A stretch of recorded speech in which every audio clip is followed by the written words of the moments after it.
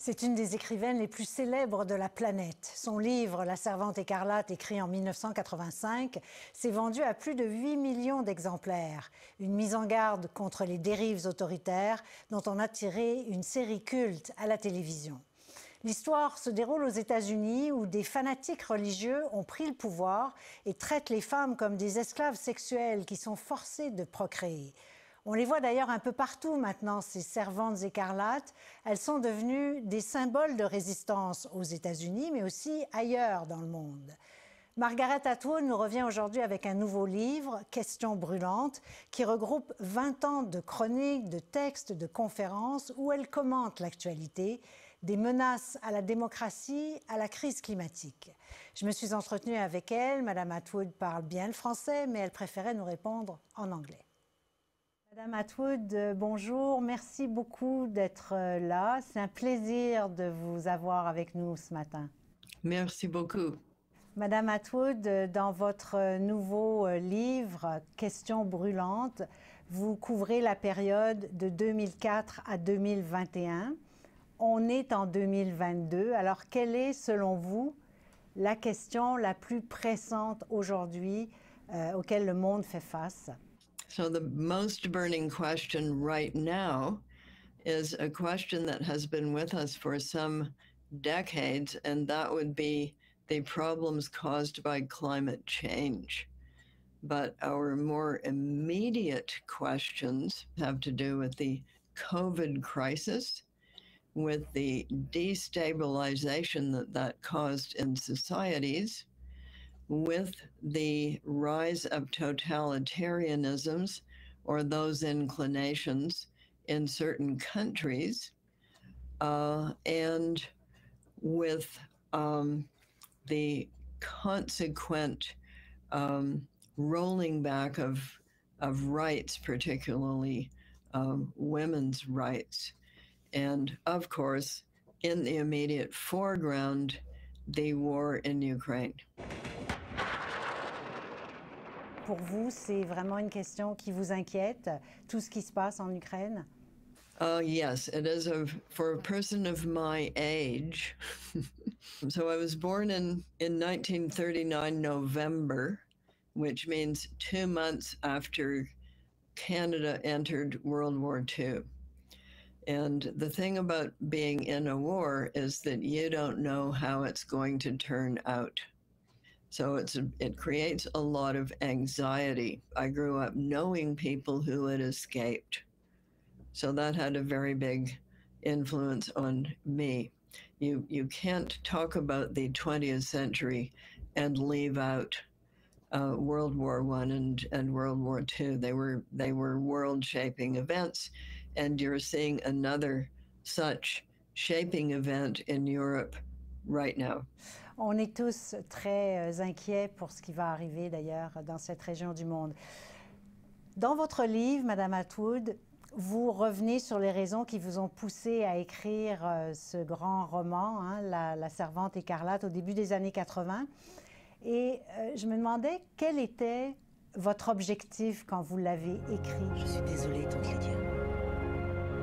Qu'est-ce que vous vouliez nous passer comme message? When I first wrote it, it was during a period of some complacency in the United States, which had the habit of saying, well, we're the world's greatest democracy, such things can't happen here. But I'm never a person who has believed it can't happen here. So it was the beginning of the 1980s that I began thinking about that novel, just after Ronald Reagan had been elected and had started dismantling the New Deal that had provided a social safety net since the time of the 30s when it was created.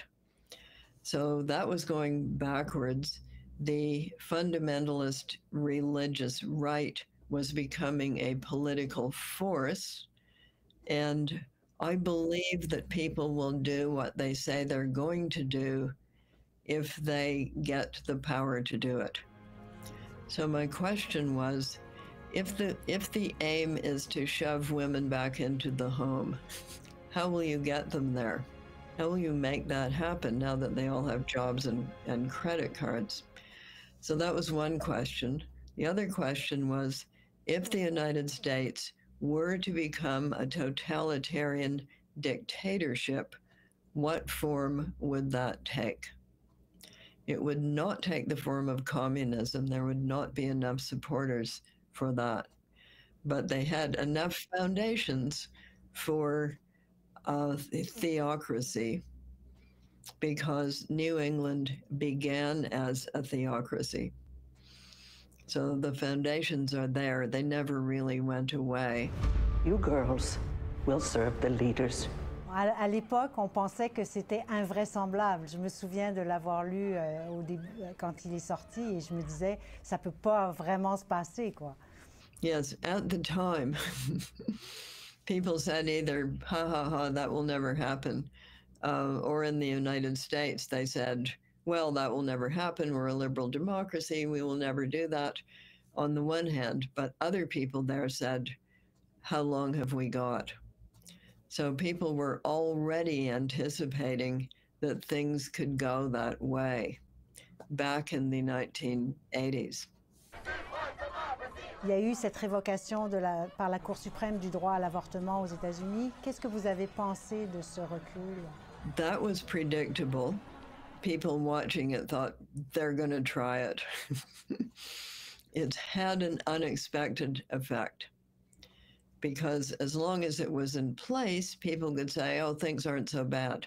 When you take that away, and also when people feel that their rights are being seriously threatened and the state is claiming ownership of them, it motivates them to vote and to fight against the situation in a way that they wouldn't have done before. In second wave feminism, that movement was much stronger in Quebec than it was in the rest of Canada, because that generation of women in Quebec knew what they were resisting. Qu'est-ce que vous voulez dire? In their childhood, they had lived under a very controlled policy, so they knew what they wanted to overthrow. Whereas people in English Canada were somewhat more blasé about it. Ah, c'est intéressant ce que vous dites là, parce qu'on a eu une période très longue où l'Église catholique était très puissante au Québec. Yes, it On was. réagit Yes, it was. on réagit plus fortement contre Yes, ce it's genre true. de... So first you had the Quiet Revolution, and then you had second wave feminism, and those two are connected, and they were both reactions against the partnership between Duplessis and the church. Vous dites dans une de vos chroniques que les femmes qui ne peuvent pas décider librement d'avoir ou non un enfant sont réduites en esclavage. Vous parlez d'esclavage. It's true. Yes, because the state is claiming ownership of your body. And it's even worse because they're not even paying for that. Okay, so if you're going to conscript men to be in the army, for instance, that's the state claiming ownership of your body, telling you what to do with it.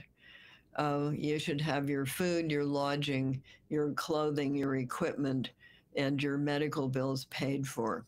Is anybody offering to pay that for women who are being forced to have children against their wills? If you're going to force women to have children, you should pay for it. Don't you think? Est-ce que vous pensez qu'on est à l'abri ici au Canada d'une montée de la droite comme on peut voir aux États-Unis? Est-ce que vous êtes inquiète de certains discours qu'on peut entendre aussi maintenant? Yes, because things always do to a certain extent. But we have the advantage of not having just two political parties. So it's not this constant football game that you have in the United States, my team against your team, because we've got about 5 teams. Parlons du mouvement MeToo, hein, on se transporte en 2022. Madame Atwood, le costume de vos servantes écarlates sont maintenant devenus un emblème, un symbole dans toutes les manifestations féministes ou de résistance féministe à travers le monde. Vous êtes vous-même une féministe et pourtant, vous avez critiqué le mouvement MeToo. Vous vous demandez même, est-ce que vous êtes une mauvaise féministe au fond? During moments of moral panic, such as the Chinese Cultural Revolution, for example, and Stalin show trials, to be accused is to be guilty. So evidence doesn't matter at those moments. And the early stages of Me Too was such a time. So should you accuse somebody without evidence, and should that accusation be the equivalent of a guilty verdict? So I'm in favor of evidence and provable or disprovable facts. Let us say the positives that the Me Too moment accomplished. Because of it, institutions have been set up allowing for safe reporting, investigative accusations. So ce que vous critiquez, au fond, ce sont les dérapages.